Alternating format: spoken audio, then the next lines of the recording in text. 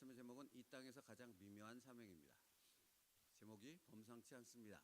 이 땅에서 가장 미묘한 사명이랍니다.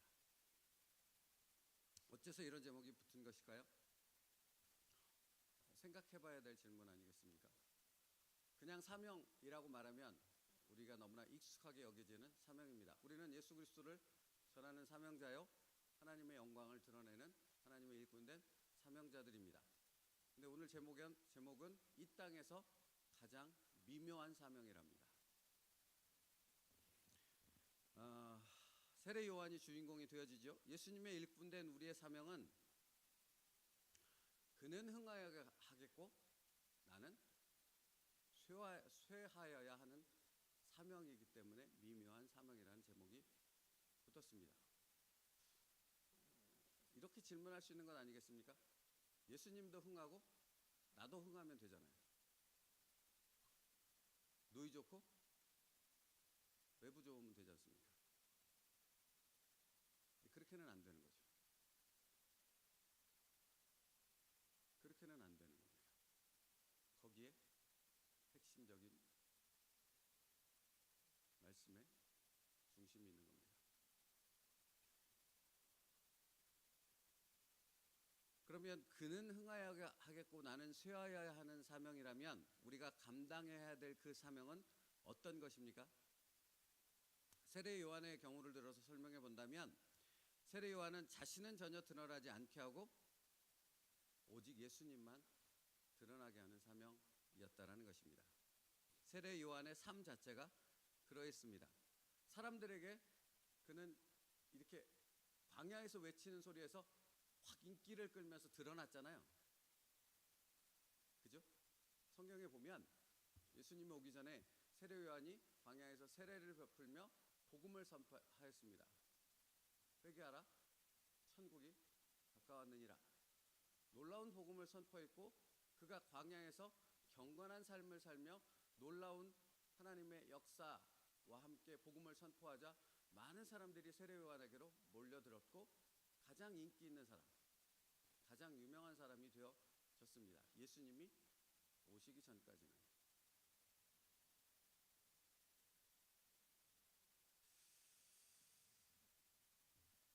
그런데 예수님이 오실 무렵부터 사람들이 세례 요한에게 묻습니다. 아니 그 전부터 사실은 물었겠죠. 내가 누구냐라고 질문합니다. 세례 요한을 향해. 요한복음 1장에 나온 말씀인데 너는 누구야?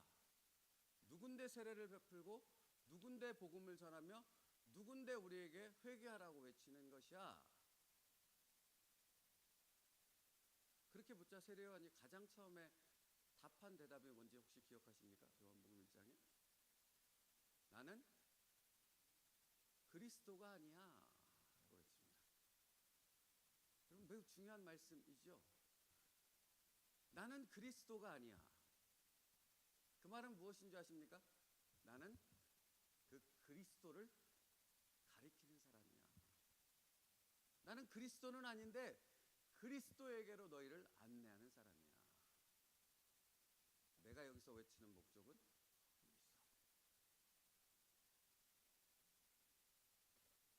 그러면 사람들이 또 질문합니다. 너는 누구야? 엘리야냐? 아니면 선지자냐? 이렇게 묻습니다. 세례 요한이 거기에 대해서 이렇게 대답합니다. 요한복음 1장 23절에 이르되 나는 선지자 이사야의 말과 같이 주의 길을 곧게 하라고 광야에서 외치는 자의 소리로라 하니라. 또 이렇게 대답합니다. 25절 26절에 요한이 대답하되 나는 물로 세례를 베풀거니와 너희 가운데 너희가 알지 못하는 한 사람이 있었으니 곧 내 뒤에 오시는 그이라 나는 그의 신발끈을 풀기도 감당하지 못하겠노라 하더라 라고 했습니다. 여러분 세례 요한의 대답, 세례 요한의 삶, 세례 요한의 행동, 세례 요한이 선포하는 것, 세례 요한이 가리키는 그 모든 것의 방향은 다 어디를 향하고 있습니까? 오직 예수 그리스도입니다. 그러니까 그의 삶에는 딱 한 가지 목적밖에 없었다는 겁니다. 오직 예수 그리스도를 드러내는 것. 은혜가 있네요. 오직 예수 그리스도를 드러내는 게 그의 전 생애의 목적이었다고요. 다른 것은 없었습니다. 타협할 것은 없었습니다. 이것을 가로막을 것은 없었습니다. 이것보다 우선적인 것은 없었습니다. 오직 그리스도뿐이었습니다. 그런데요, 다시 말씀드려요. 그 예수 그리스도를 드러내기 위해서는 세례 요한은 쇠해져야 했습니다. 사람들로부터 외면당해야 했습니다. 사람들로부터 잊혀져야 했습니다. 그래야지만 사람들이 자기에게로 오지 않고 누구에게로 갈 수 있어요? 예수님께로. 근데 여러분, 오늘 말씀은 그래서 이 땅에서 가장 미묘한 사명이라는 제목이 붙은 겁니다. 세례 요한만 그런 사명을 받았는가? 아니라는 겁니다. 예수 그리스도의 제자된, 예수의 생명을 가진 자, 예수 그리스도의 생명을 가졌기에 이 땅 가운데 예수 그리스도를 드러내야 될 모든 그리스도인들은 다 세례 요한처럼 자기는 사라져야 하고 외면당해야 되고, 그것을 통해 누가 드러내야 하는 것입니까? 예수님만 드러나야 한다는 것입니다. 그러니까 우리의 삶 가운데는 늘 그런 갈등, 부딪힘, 우리가 넘어야 될, 감당해야 될 일들이 있다라는 것이지요.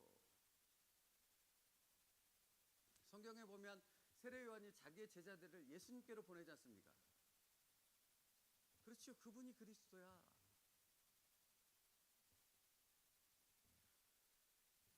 여러분 생각해 보십시오. 세례 요한은 사도 요한처럼 많은 교회를 세우고 그 교회들을 세움을 통해 그 많은 성도들에게 존경받고 칭송받는 그런 사역을 하지 못했습니다.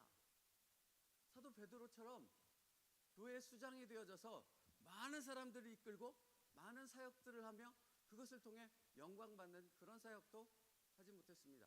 그뿐만 아니죠. 사도 요한 같은 경우는 처음에는 이렇게 사람들에게 존재감이 없었지만 그는 노년이 되었을 때 많은 사람들이 그를 존경하고 그로부터 말씀 한마디를 듣기 위해 들것에 그를 실어다가 여기 강대상 위에 눕혀놓고 말씀을 듣는 엄청난 은혜를 누리기도 했지요. 세례 요한은 그러지도 못했습니다. 단명했습니다. 우리가 알고 있듯이.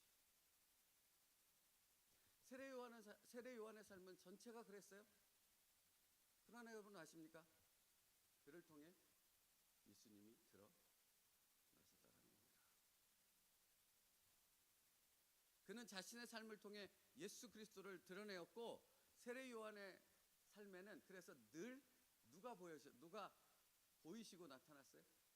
예수님이 보이시고 나타났다는 것입니다.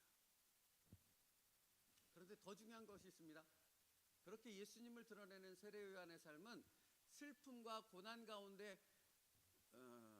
그냥 무조건 인내하며 참으며 그것을 감당해야 되는 그런 삶이 아니었고, 그렇게 예수님을 드러내는 그 자체가 세례 요한에게는 뭐가 됐어요? 기쁨이 되었었다는 사실입니다. 그게 오묘한 사명이에요. 이 땅에서 우리가 맡은 정말로 놀라운 예수 그리스도 안에서만, 하나님의 말씀의 그 은혜 안에서만, 믿음 안에서만 누릴 수 있는 오묘하고 오묘한 사명의 기쁨이라는 것입니다. 근데 여러분, 이 부분을 생각할 때 이렇게 어떤 면에서 보면 외적으로 드러나는 어떤 사람들과의 관계 속에서 드러나는 그런 사역만으로 그것을 한정지어서 생각하면 안 돼요. 사실 더 중요한 건 뭔지 아십니까? 여러분, 저를 통해서, 여러분을 통해서 예수 그리스도가 드러나려면 나의 인격이 누구의 손에 만져져야 돼요? 나의 신앙이 누구의 손에 만져져야 돼요? 나의 보이지 않는 속 내면의 영적인 부분이 누구에게 만져져야 하냐고요? 예수님께 만져져야죠. 아무도 모릅니다. 내가 예수님께 만져지는 내 마음의 모난 모습들, 깎아져야 되는 모습들, 더 성숙해져야 되는 모습들, 그래서 그 만져짐을 통해 오직 예수 그리스도를 드러내는 그 만지심의 모든 과정은 다른 사람들은 전혀 모를 수 있어요. 그죠? 다른 사람들은 몰라요. 그러나 그 만져짐 가운데 내가 온전히 나를 내어드리며 순종할 때 나를 통해서 누가 드러나겠습니까? 나의 인격을 통해서 누가 드러나겠습니까? 나의 믿음의 고백을 통해서 보이지 않으나, 내가 아무 말 하지 않으나 나의 삶을 통해 누가 드러나겠냐고요? 예수님만 드러나는 적이 있습니다. 그러니까 그 만짐의 모든 삶들이 다 세례 요한의 말과 같아야 되는 거예요. 그는 흥하여야 하겠고 나는 쉬어야 하리라. 그래서 오묘한 사명이에요. 오묘한 사명.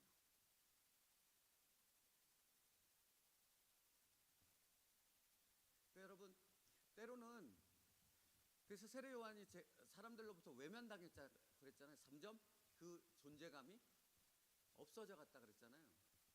그게 은혜인 거예요. 교회 안에서 뭔가 내가 드러나고 내가 나타나고 인정받고 영광받고 이래서는 누가 드러날 수 없어요? 예수님은 드러날 수 없다고요. 여러분의 이름이 드높여지고 여러분의 영광이 드려지고 사람들로부터 칭송받는 여러분이 되어진다면 예수님은 저기 구석에 처박혀서 아무도 기억하지 못하게 되지만 내가 아무것도 드러나지 않는 존재로 설 때 내가 아무 말 하지 않아도 나의 삶 속에서는 누가 드러나요? 예수님이 드러난다라는 것입니다. 그래서 이 땅에서 가장 미묘한 사명이라 말하는 것입니다. 그러므로 사랑하는 성도 여러분, 사람이 있거나 없거나 뭐 큰 일이 행하지거나 안 행해지거나 우리의 삶에서 드러나야 할 분은 오직 예수 그리스도 한 분뿐입니다. 라는 믿음의 고백이 늘 여러분에게 있기를 바랍니다. 그리고 여러분의 그 믿음의 고백과 함께 세례 요한의 고백이 우리에게도 늘 고백되어야 하는 거예요. 그는 흥하여야 하겠고 나는 쉬어야 하리라. 다시 말씀드려요. 누이 좋고 외부 좋고 사람들이 보통 말하는 윈윈이라고 말하는 그런 일이 신앙 안에서 일어났으면 좋겠다 하는 생각에 넘어가지 마시라고요. 타협하지 마시라고요. 신앙 안에서 그런 것은 없습니다. 내가 깎아지고 내가 무너지고 내 모든 것이 부셔지고 내 모든 것이 하나님 앞에서 만져지고 다져지게 되어졌을 때 그것을 통해서 예수 그리스도가 드러나는 것이죠. 계속 이런 말씀으로 이어지네요. 여러분, 그러니까 교회는 끊임없이 나의 모든 부분, 자기 부인이라고 얘기하는 것, 여러분 믿음이고 은혜고 자기 부인이고 이런 것들을 그냥 추상적인 단어로 기억하지 말라고 늘 말씀드려요. 그건 구체적인 단어들이라고요. 다시 말하면 구체적인 나의 신앙의 삶에 어떻게 적용되어질 것인가 하는 부분을 여러분이 묵상하고 그것을 구체화시켰을 때 진정 그 단어에 그 말씀에 담겨있는 하나님의 깊은 영적 의미를 깨달을 수 있다고요. 그러니까 교회는 끊임없이 자기 부인의 삶이 이루어지는 삶으로 우리를 이끌고 가요. 나를 부수는 삶으로 이끌고 간다고요. 근데 여러분, 그 부서질 때마다 여러분이 기억해야 되겠다고요. 내가 부서질 때 나를 통해 누가 드러난다고요? 예수님. 그 은혜를 아시라고요. 그 영적인 진리를 아시라고요. 세례 요한은 목이 잘려 죽으면서까지도 그 예수님을 드러낼 수 있는 것은 그 영적인 진리를, 하나님의 뜻, 하나님의 마음, 하나님의 방법을 그는 알았던 것이고 거기에 자신을 도구로 내어 드렸던 것입니다. 그리스도인은 그래야 합니다. 그게 그리스도인이에요. 그러므로 여러분, 교회가 없어질 수 있습니다. 그건 하나도 안 중요해요. 교회가 엄청 커져야지만 예수님이 드러나냐고요. 성공해야지만 예수님이 드러나요? 돈이 많아지고 사람이 많아지고 사람들의 그 세상적인 기준 가운데 교회가 그 기준에 합당한 어떤 부분에 도달해야지만 예수님이 도달하냐고요. 그 길을 가로질러서 엄청나게 그 십자가탑 높이 짓고 교회 크게 지으면 그러면 예수님 드러나요? 아니지 않습니까? 아니라는 걸 우리가 알지 않습니까? 저 광야문 집회 가서 거기서 외치면 예수님 드러나요? 아니라고요. 그렇지 않다고요. 예수님은 오히려 우리가 죽어질 때 예수님이 드러나는 줄 믿습니다. 그걸 놓치지 마시라고요. 그러니 교회 안에서 나를 만지시고 내가 억울한 일을 당하고 내가 뭔가 고난 가운데 있을 때 그때 내 한숨 소리가, 내 찬송 소리가, 내 기도 소리가 예배의 자리에 앉아서 그냥 그 자리를 지키는 나의 모습을 통해 예수 그리스도가 드러날 줄 믿습니다. 그래서 여러분, 최목수 목사님이 오늘 말씀 이렇게 시작해요. 절대로 사람들의 관심을 선함과 순결 그 자체로 인도해서는 안 됩니다. 선함과 순결이라는 단어가 나쁩니까? 그렇지 않지 않습니까? 근데 최목수 목사님은 절대로 사람들의 관심을 선함과 순결 그 자체로 인도해서는 안 됩니다. 그것은 단지 예수 그리스도께로 인도하는 자석과 같아야 됩니다. 라고 말합니다. 그러니까 이렇게 되는 거예요. 우리의 모든 것들, 모든 단어, 모든 방법, 모든 것들,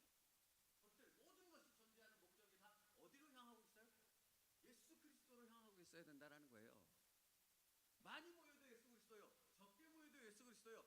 산속에도 예수 그리스도요. 슬픔 가운데 울부짖어도 예수 그리스도요. 우리의 모든 것이 다 예수 그리스도로 향하고 있을 때 우리가 바른 길을 가고 있고 하나님을 기쁘시게 하는 믿음의 길을 걷고 있는 것이라는 거예요. 그래서 이렇게도 표현하더라고요. 챔버스 목사님이. 만일 나의 거룩함이 사람들의 관심을 주님께로 향하도록 하는 것이 아니라면 그 거룩은 정상적인 궤도에서 벗어난 것입니다. 그 챔버스 목사님은 왜 이렇게 강한 단어들과 강한 표현을 써서 우리를 이렇게 경각심을 주는 부분이 많잖아요. 여기서 거룩이라는 단어를 썼어요. 나의 거룩함이 예수 그리스도로 향하고 있지 않다면 그 거룩은 가짜라는 겁니다. 하나님과 무관한 거룩이라는 것입니다. 여러분, 우리가 지난주에 거룩에 대해서 말씀을 나눴잖아요. 거룩은 누구로부터 임하는 거, 주어지는 거예요? 내 안에는 거룩이 없다고요. 나는 거룩한 존재가 아니라고요. 나로부터는 1도 거룩이 나올 수 없다고요. 하나님이 여기 임하실 때 내가 거룩한 자가 되어질 수 있는 거라고요. 그러니까 이 말처럼 합당한 게 어디 있습니까?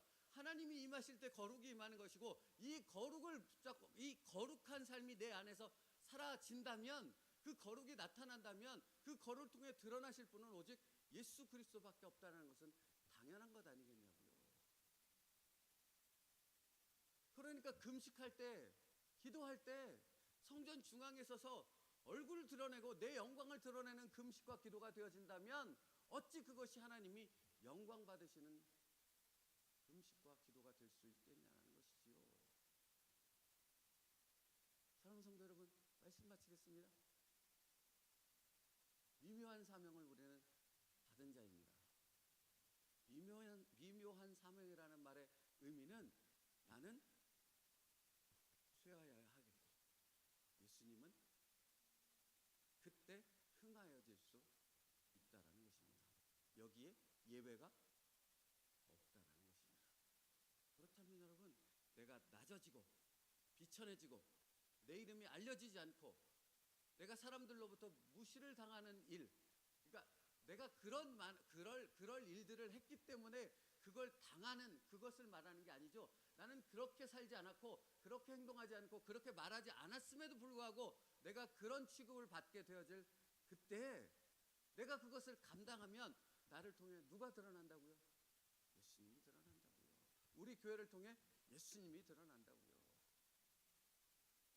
그게 하나님이 기뻐하시는 길에 참된 믿음의 길을 우리가 걸어가고 있다는 증거라는 것입니다. 우리 세례요한처럼 우리도 그 길을 걸어갈 수 있기를 축복합니다.